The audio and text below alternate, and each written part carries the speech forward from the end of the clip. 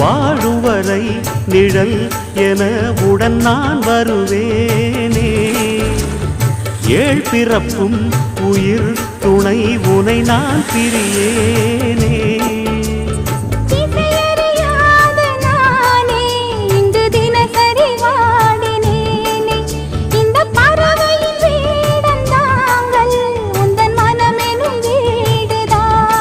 நீண்ட காலம் நேர்ந்த சோகம் நீங்கி போக நானும் தீண்ட யோகம் விளங்கிட. பூமிக்கொரு வாரம் என்று எண்ணி இருந்தேன், பூமுடிக்க யாரும் இன்றி கண்ணி இருந்தேன். சொந்தமின்றி பந்தமின்றி நானும் இருந்தேன்.